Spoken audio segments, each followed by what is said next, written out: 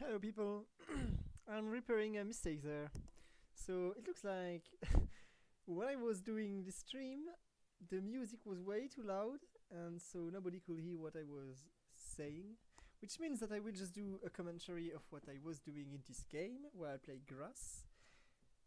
And if you want music, yeah, just put some background music yourself. Like at least you can you can adjust the volume, right?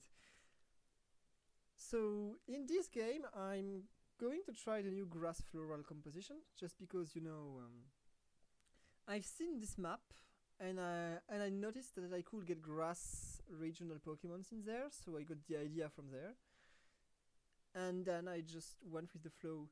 So grass was not buffed, but floral that goes with grass was actually uh, pretty nicely buffed. So now if you didn't notice, when your floral units die, some of their items will just go to your grass spawn. Like whether it's Vileplume or Bellossom, they will indeed get the items. So this is a pretty big buff, and Vileplume itself was also nicely buffed, I think. So the composition is definitely an interesting one. I think it can compete with some of the best stuff out there. We'll have to see how the meta shapes, of course. Here I was hesitating to go for level 4 and get instantly better units just to try to get some regional picks from this map. So I've been noticing that you cannot really tell which regional Pokemon you can get from there. So I was looking for the map and I failed to find it on my first try because it's all the way on the bottom. And you can see from the wiki which regional Pokemons you can get on every map. So we'll have to learn.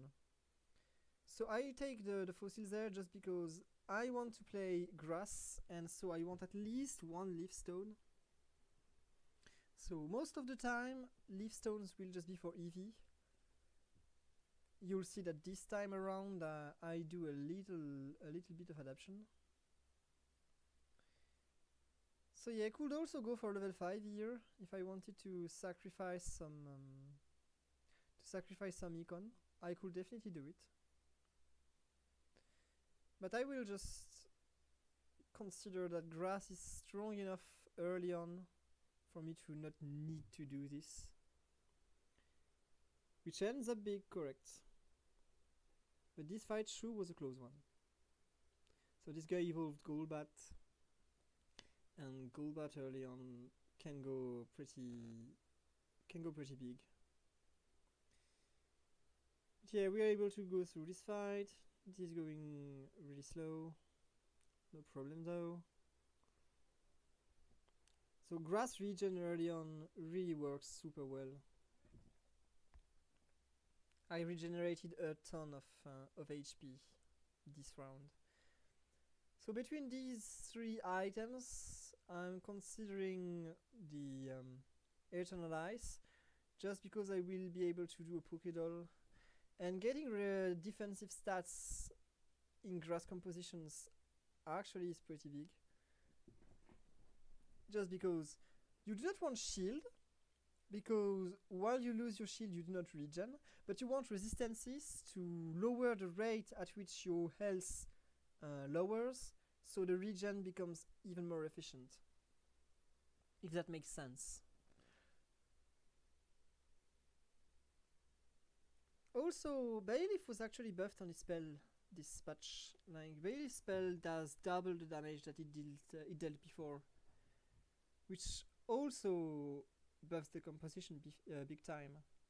I wouldn't play Bailiff late game even then, just because there are better floral options. But this time around, I decided to just keep it and see how big it could get. Yeah, for the purpose of science. So I give these components to units that I know I will sell, Like there is no way you keep a Trico right in grass floral comps. I don't think Trinco is any good. Although maybe you can actually maybe play Grass Monster on this specific patch if you get the good maps. I just noticed that you could get some really neat Grass Monster units. So depending on your depending on your unique and on your regions, maybe you can go Grass Monster. I do not think it's awful. I think it's a lot weaker than the typical floral stuff though. So things are going smoothly.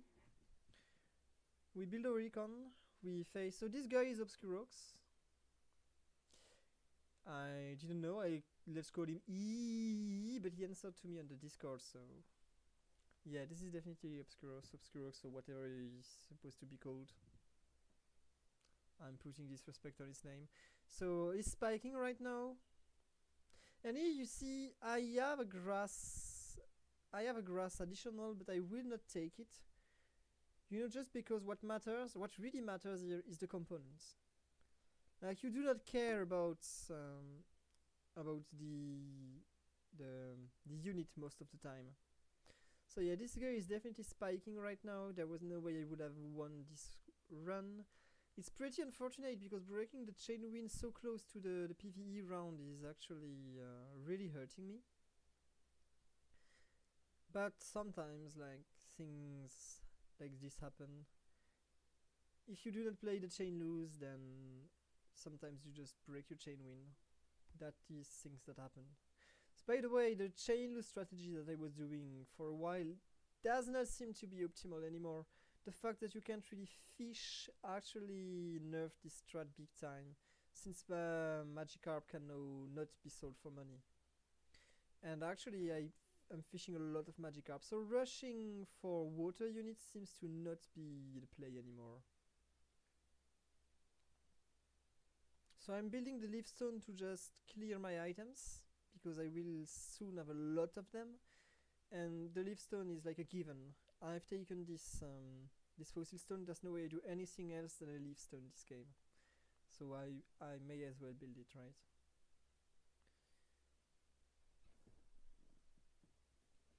I was not happy with this Eternal Ice. Definitely not happy. And then you can see the grass portals going away of me. Fortunately, people let me get the floral portal. If I could not get this one, maybe I was going for the poison portal, and maybe I would have tried to play like I don't know, some leafstone.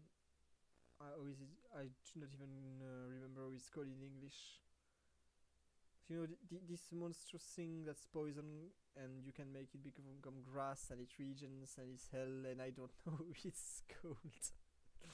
I do not remember its name. Fucking hell. For the French out of you, it's Corvol.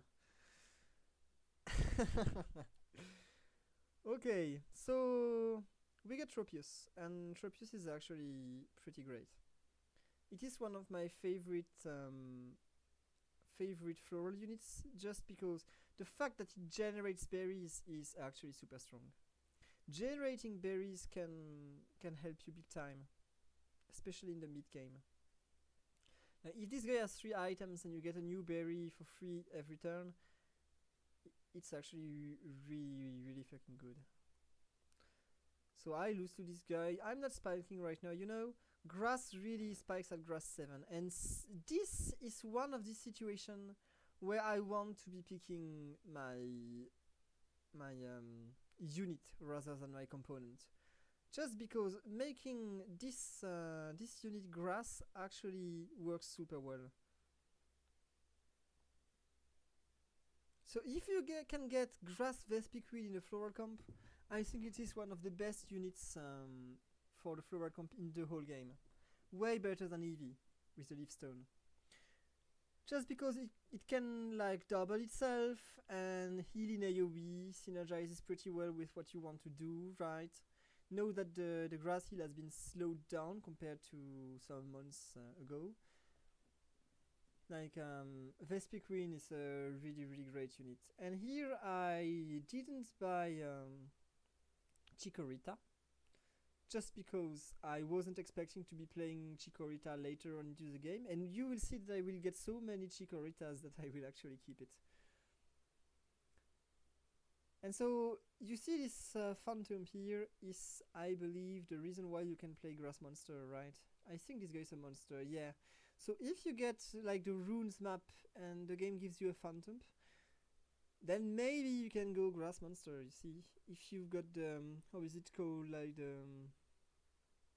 You must see the Grass Monster unit, like there's one in the game that specifically exists in the unique pool.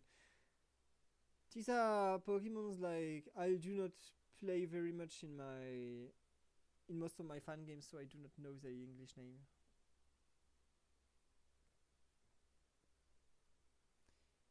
But yeah, if I tell you Grass Floral Monster, you know who I'm talking about.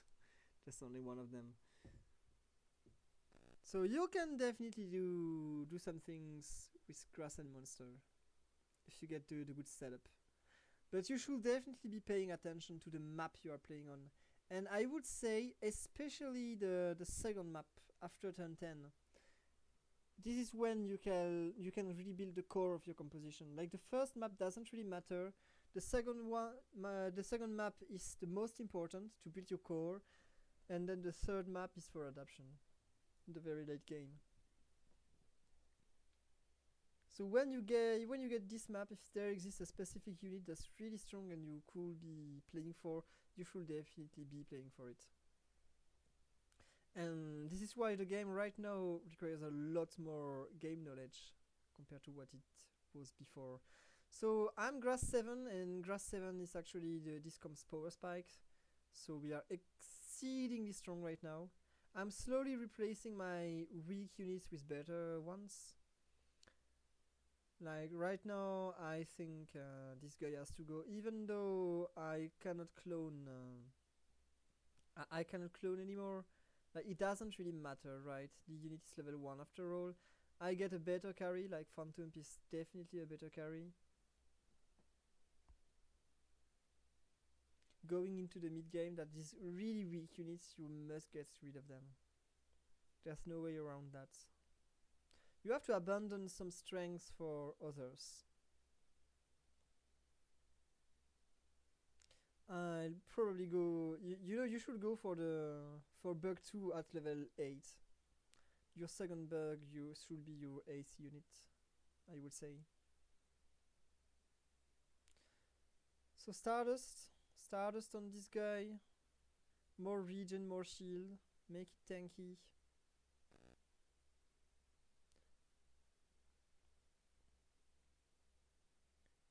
I see the healing, I just pick it because why not? Bounce Sweet's definitely a better unit here, so I just play the Bounce Sweet.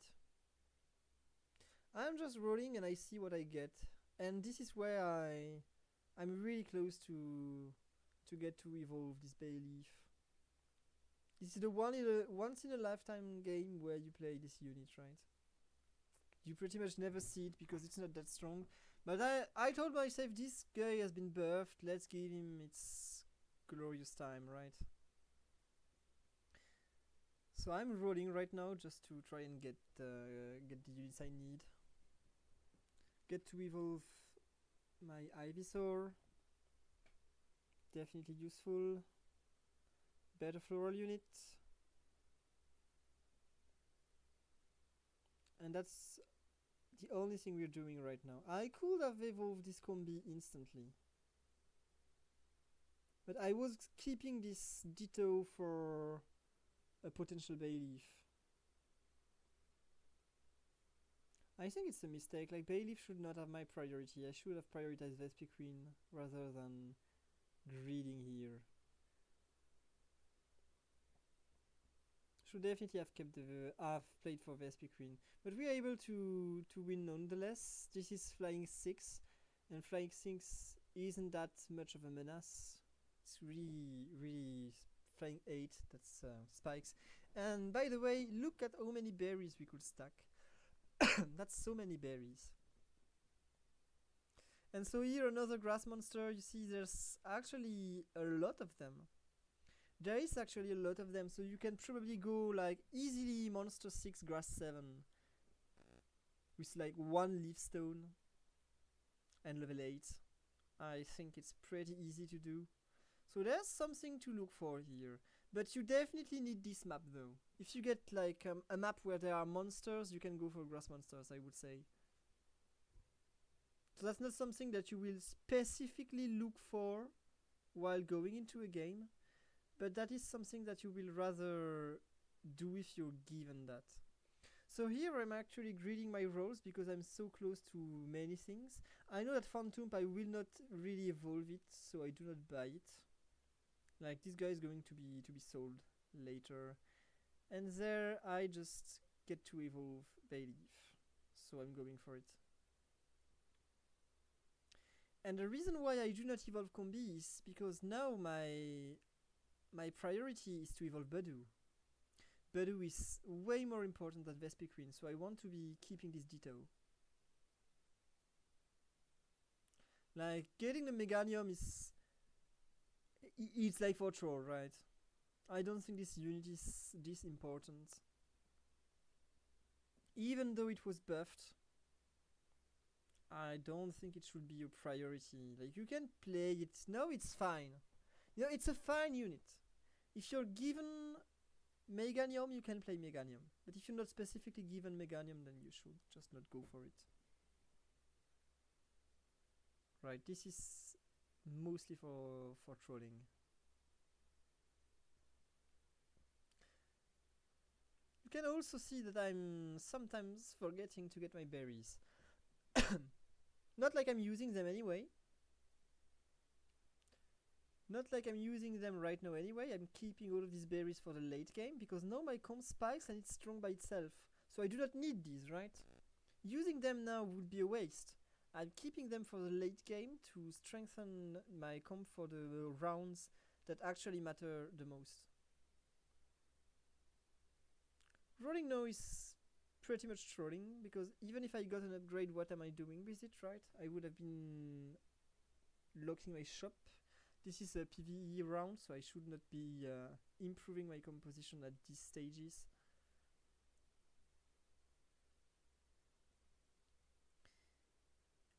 And then, yeah, we have our last component.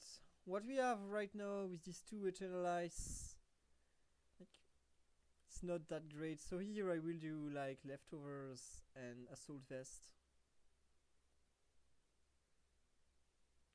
I think it's my best combination. The two items go well together. Some resistances and some regen.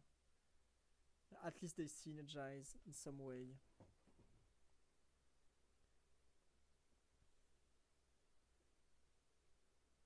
So now I'm looking for what I can get.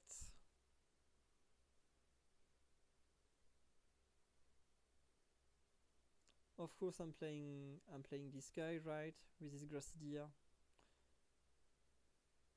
And now I should just be evolving Budu, if I'm smart. Yes, that's exactly what I will do. So now I evolve Budu.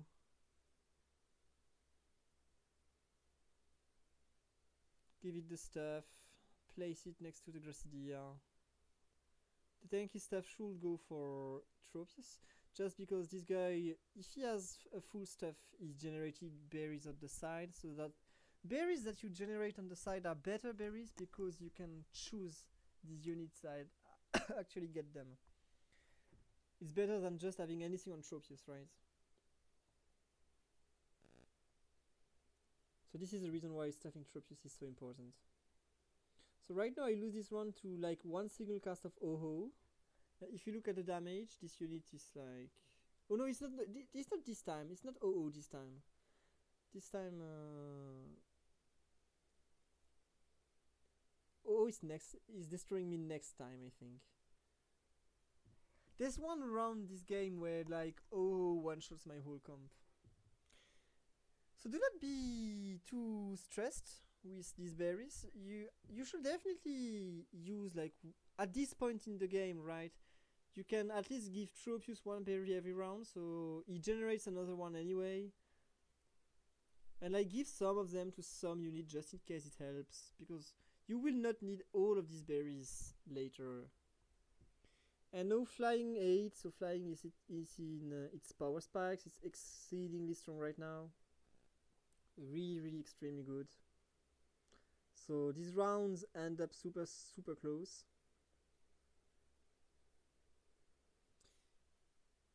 So it's my regen against this perfect procs. I regen, but there's nothing I can do. My unit goes to overtime and I just die.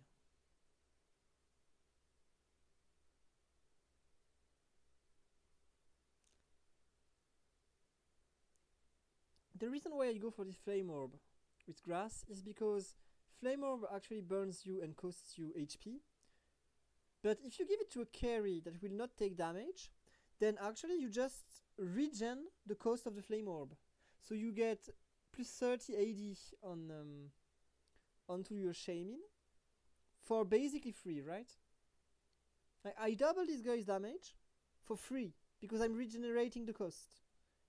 I think Flame Orb is really underestimated into grass comps. It's a really, really good item. I don't think it's popular, unfortunately. I still have a lot of HP, so I can keep these berries. Don't need to use them. So if you ask me, I'm not putting many thought to about which berry I give to who. Only some very key berries that are better on some units than some others. Like the Aguave berry makes you confused, so I wouldn't give an Aguave berry to a unit that will actually kill my whole team. You know, a unit that has a ton of AD, I would never give it an Aguave berry. And like the units that give the more else, you should put it to your most important frontliners. The units that gives AD or attack speed, you should give it to your carries. But outside of that, all these berries that only clear some statuses, like you can give it to anyone. It does pretty little anyway.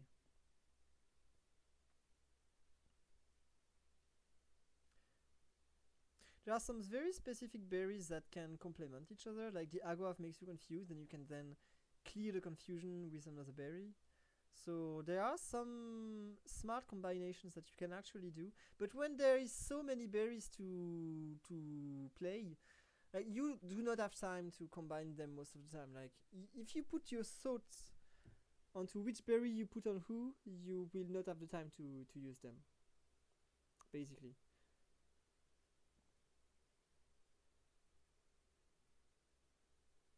So I think it's the Rosely berry, the one that gives PP, right? So the one berry that gives PP specifically, you can give it to a unit that you really want to cast before it dies, right? So an Abomasnow goes a long way with this berry, but you can also give it to like Leafeon if you have it. At least he casts once before dying. There are units that very specifically want to cast at least one time. So to these units, you can give this berry.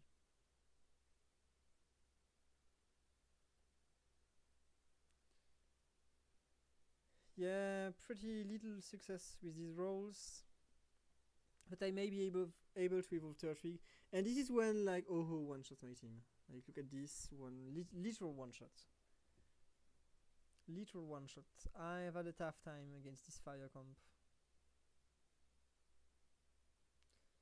I know Turtwig, it could evolve it instantly if I wanted to. I don't think I'm doing it. It's not that important. It's not my main carry whatsoever. And I'm not too close to losing. I can at least afford one more loss. At least one.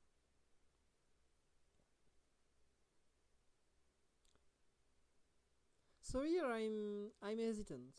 Do I just keep rolling for my units or do I go level 9?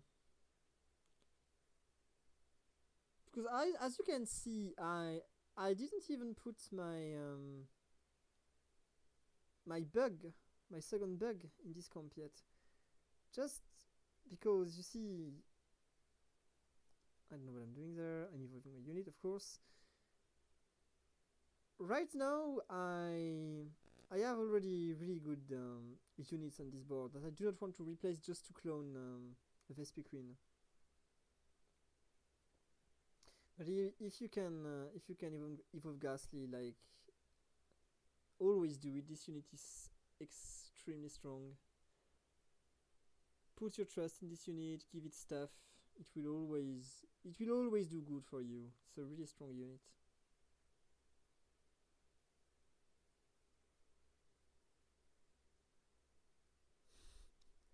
So now these fights are getting pretty chaotic, right? I'm getting crashed upon. Rounds are actually extremely close if you look at it. These rounds are super close.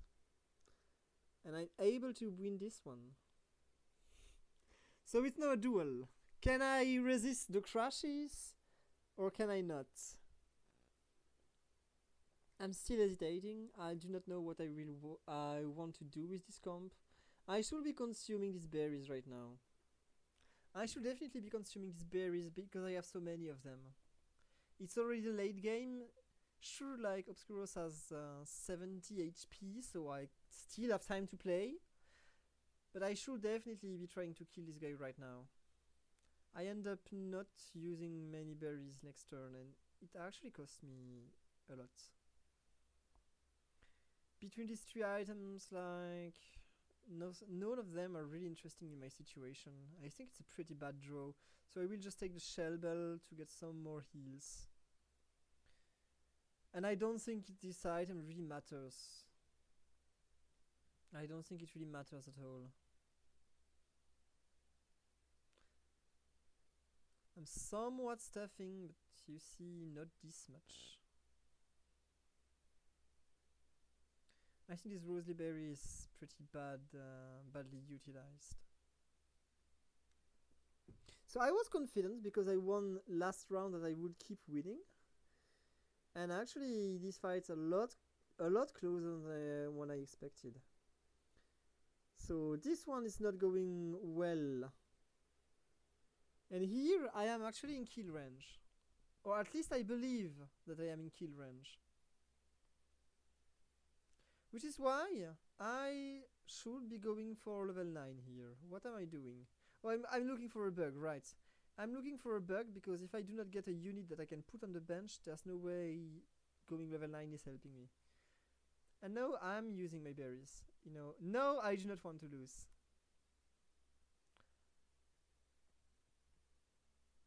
Giving stuff to everyone. I can keep half of it. And so I double my Vespi Queen. And I think I should not place Vespi Queen in this spot. I should have it closer to the center. So that is a slight mistake that I make here. And with more berries, these rounds are not the same, right? With more berries, these rounds are not the same, very clearly.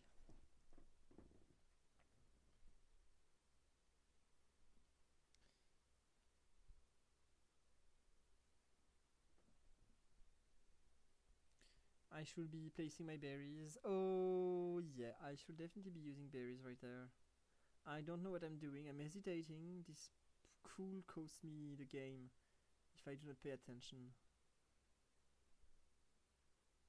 So yeah, using berries right now.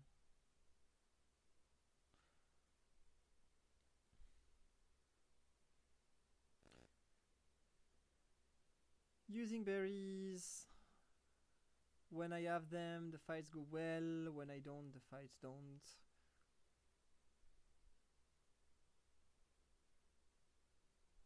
And you can see these fights are extremely close, right? They really can go both ways, depending on how the crashes of the flying units go. If they crash on the right units and kill my carries, like, the fight ends pretty badly. If they don't, then I'm fine. It's pretty awesome that I could keep some berries even after this fight.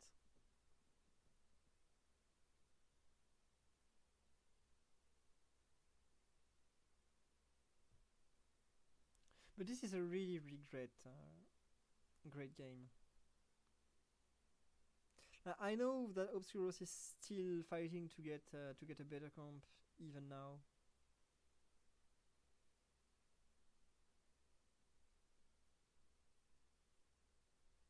I can still get better units too.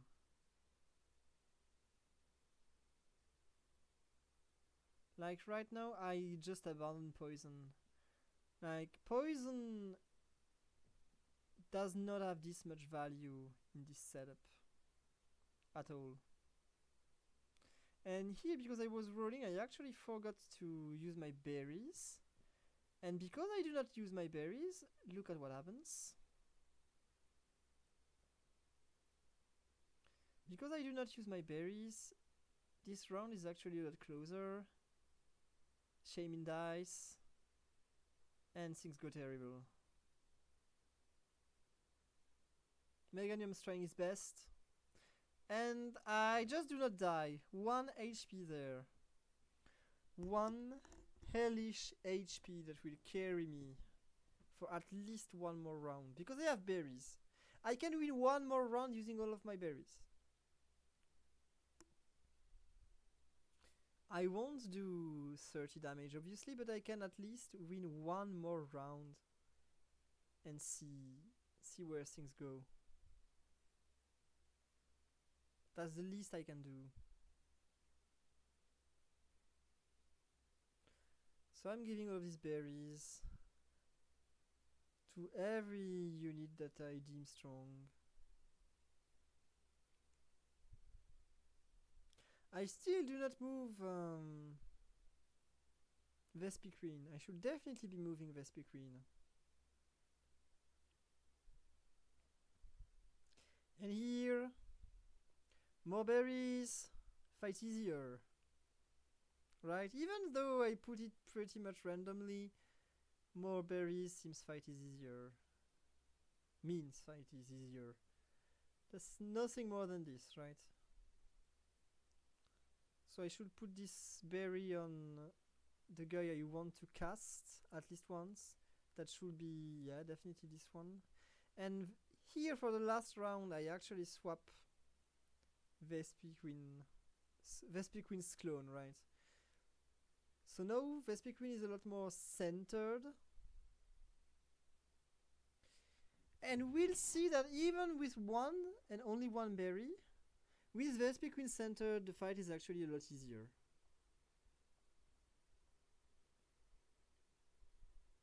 Very close, sure, but a lot easier. And so here, look, Tortora dies. And then the unthinkable happens. Extremely close. 2 duels on this map. Tortora, come on. The grass region. The grass region. And here's the win. The extremely close call. Extremely close call from Torterra. GG's. So this setup for grass composition. 6 florals. Everything's evolved. You double Vespiquen with like Munja, that's also pretty tanky. Aboma Snow, that I do not think Aboma Snow even casted, right? I'm not sure right now. But yeah, this is definitely a terrifying setup, right? This is definitely a terrifying setup. Lots of strong units. Floral 6 goes a big way. Grass 7, lots of region. So what I said before about the grass comp in my guides are still true. Like, you've got a lot of region, so you want resistances, you want to avoid shield, you need some offensive stats. Specifically, you want the Grassidia because of Shaman, and Flame Orb is a really great item because you regen its cost. So even though you burn, you can actually heal yourself. And then, yeah, AD and attack speed item, always good. You can even build an AP carry stuff for like Roselia and try to go into Roserade. I wouldn't advise you to play Meganium. I could get it for free, so I took it. But I think that's trolling. I don't think you need Meganium at all. It is not that great of a unit. Though it was buffed, so at least it could have its glorious game, right? It was his time to shine. He had one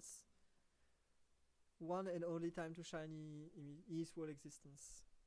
So yeah, that's it for this game. I tried to explain a lot of what I was doing.